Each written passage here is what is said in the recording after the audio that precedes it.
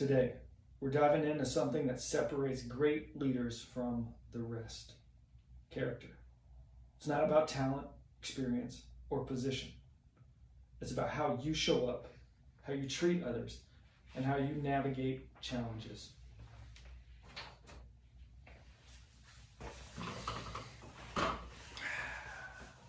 Welcome to another episode of Every Day is Friday.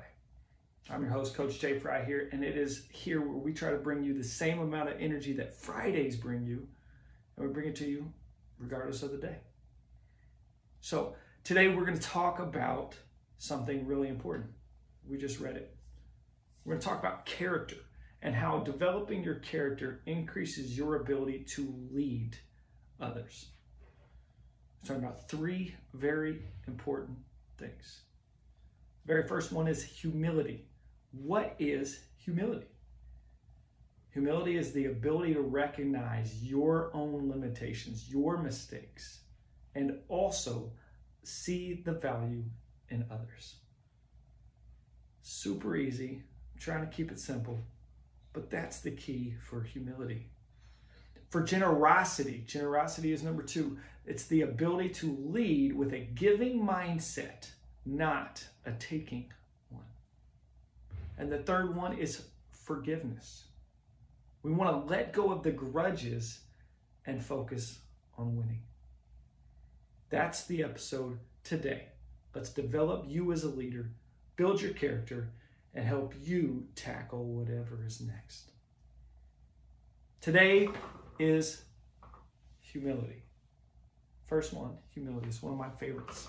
Okay, humility is this ability to you recognize your own limitations, you recognize your faults, and you also see the value that other people bring. Now, that is really easy when there's nobody around. You see, this ego thing takes us from the ability to be humble. There's a saying that you're either going to be humble or you're going to get humbled. And when ego comes in, you're going to get humbled. It doesn't matter where you're thinking, where you are on the platform, right? Where you are in the arena, where you are in the business world. Are you CEO? Are you mid-level management? Are you a rookie? Right? It doesn't matter where you're at. If ego is involved, then your ability to be humble is going to be massively hindered. Your ability to lead others is massively hindered when ego is involved.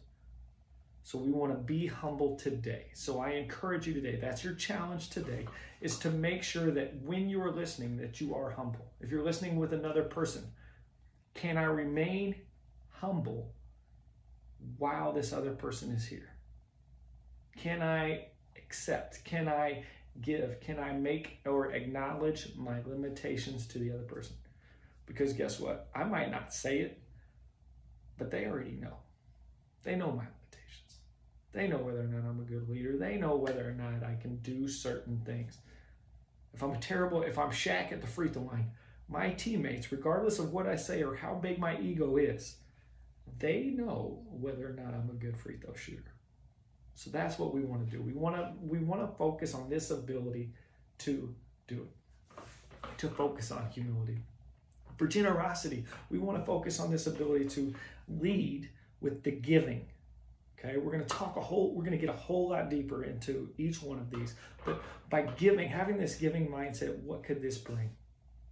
If I focused on giving you certain aspects, what could that bring?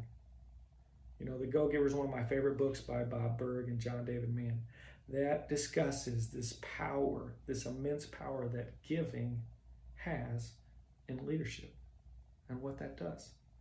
That third and final piece of forgiveness, which we are going deep in here in a minute, so you better get ready.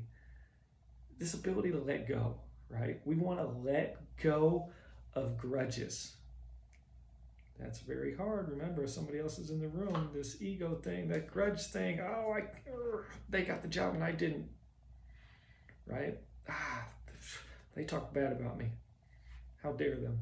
blah, blah, blah, blah, blah. Like, so all this little negativity here, we got to let that stuff go so that we can win. Because if I win, everybody wins. If everybody wins, I win. But it can't happen if we don't let go. Why does this matter, ladies and gentlemen? It matters because when we can focus on our character, when we can focus on these three areas, we have the ability to increase trust.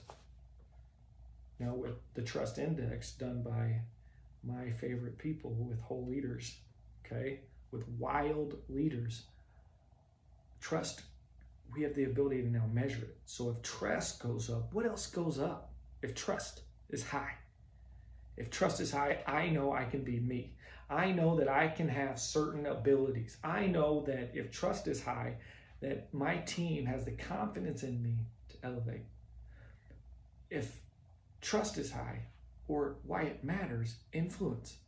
If my character is really high, my ability to have trust, which then means I can influence others to do the things that are great and best for the team, for all of us.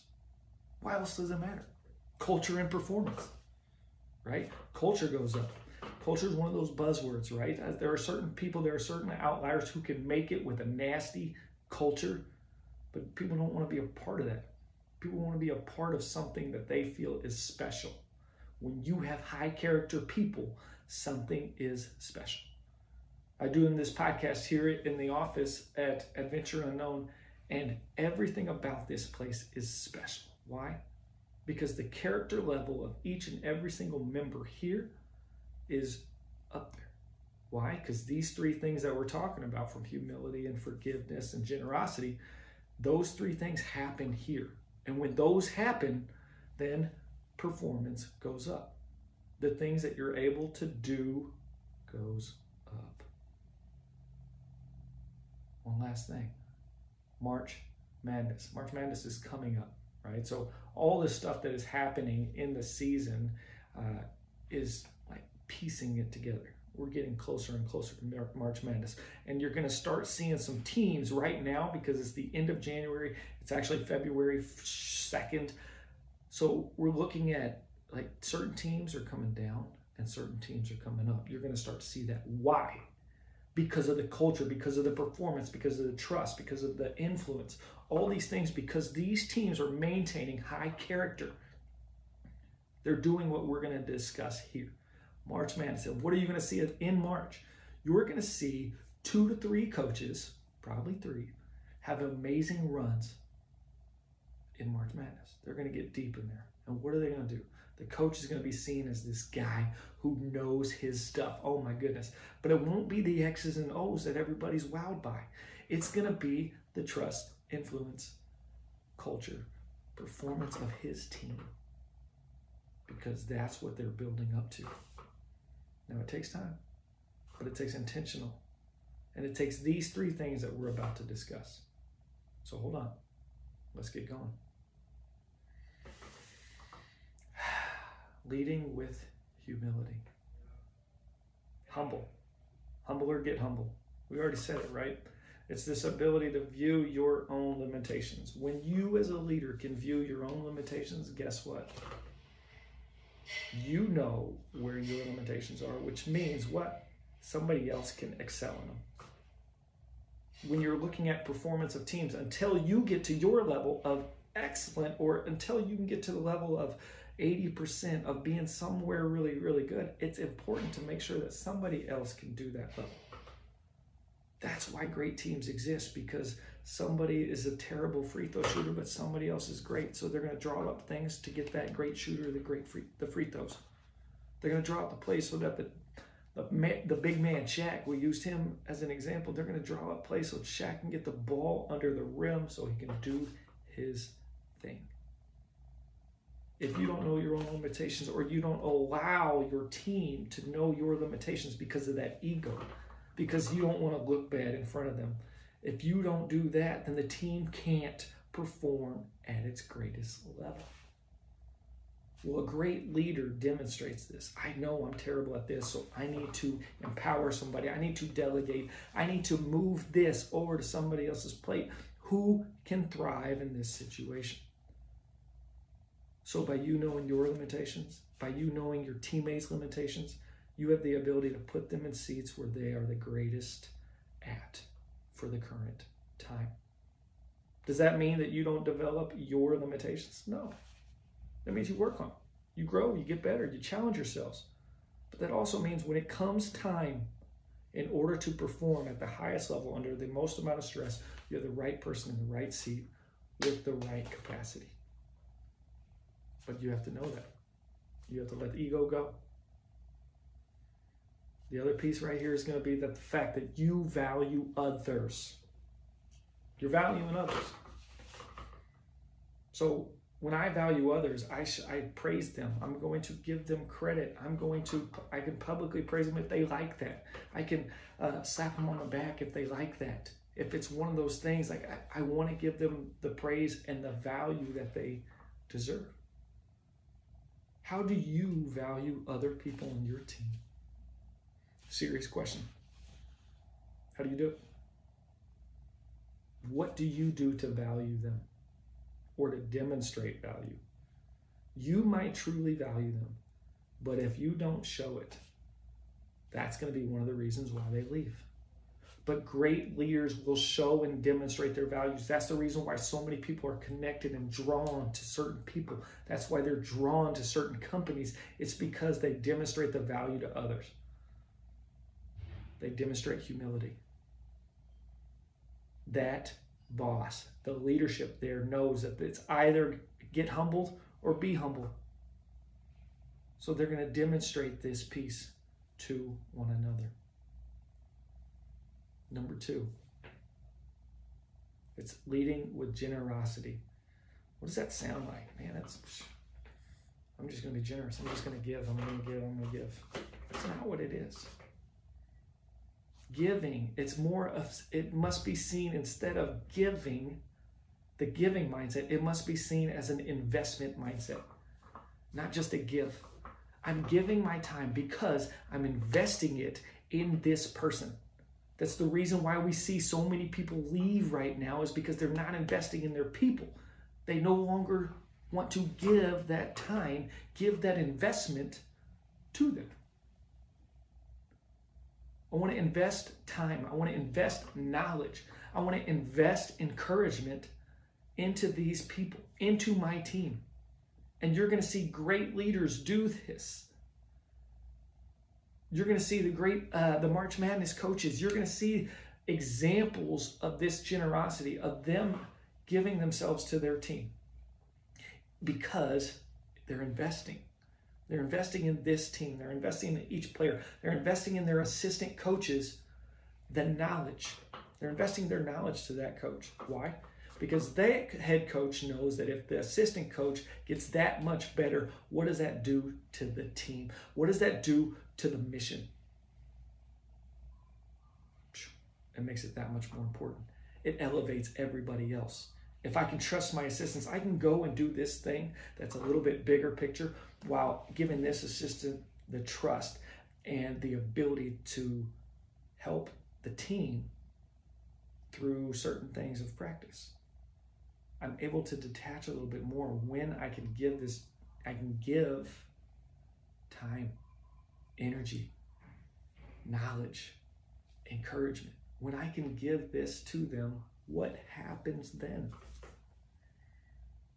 Team goes up. Trust, performance, trust, influence, culture, and performance, right? That all goes up simply because I'm being generous with me.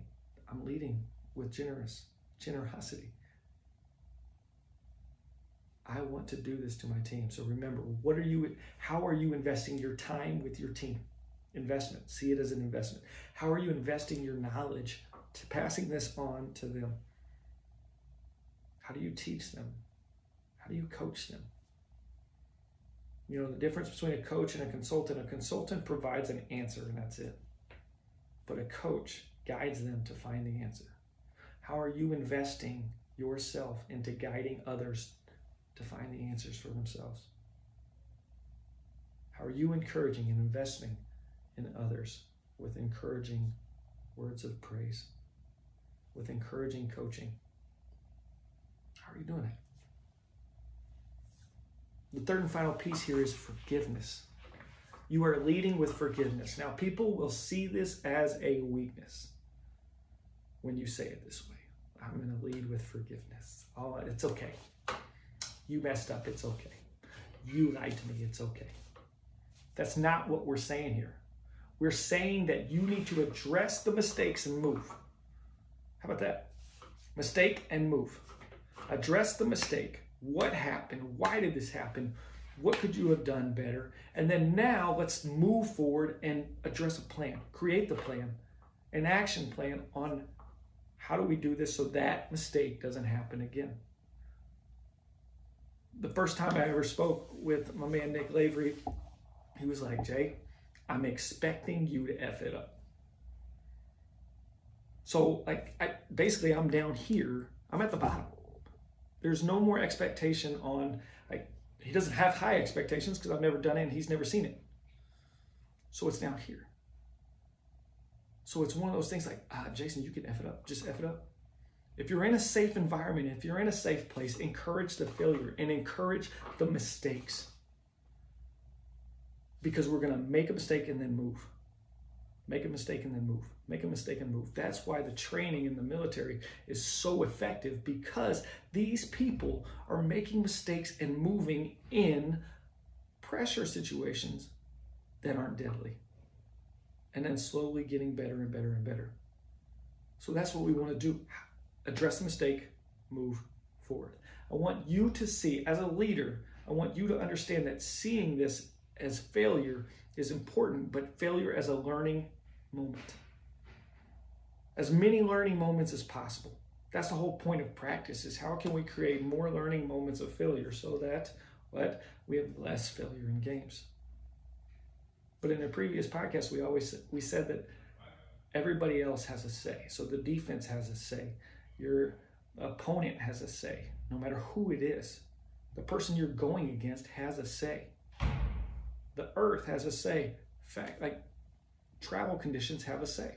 Everybody's got a say in this. So we have to understand that. So if failure is going to happen, address it, but then move. So remember that. Mistake, then move. Mistake, then move.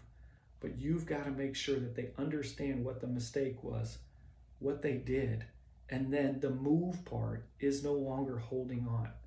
We said earlier about letting go of grudges. There's a grudge. This person took my job. But if I'm focused on letting that go and moving, then I'm able to help the team win. Guess what? They got that promotion. But what does that mean? That means that I have the opportunity for whatever's next promotion. If I can let go of it and then move. Mistake, missed out on it, move. So I encourage you right now to find the way to mistake and then move. So these 3 tips here, we've got leading with humility, we have leading with generosity, and we have leading with forgiveness. These 3 things of character are building the character of your team, regardless of what you're doing, business, military, or athletics. These things are going to move your team's needle. How? What do we say? Trust, influence, culture, performance. All of this is going to go up because of our focus on character. We're going to provide some stuff in the notes, a worksheet in the notes to help you with some questions to ask so that you can grow, you can get better. If you enjoyed this podcast, this episode of how we can use character to elevate our leadership, if you enjoyed this, please share it. Please like it. Please comment. We're going to read every single comment. We're going to make sure that everybody has a chance to grow and get better in their leadership. The health of your leadership matters. We want to thank you, and we hope that you are now energized. You are ready to rock and roll. You are ready to bring Friday's feeling to wherever you're at today. Have an amazing day, and God bless.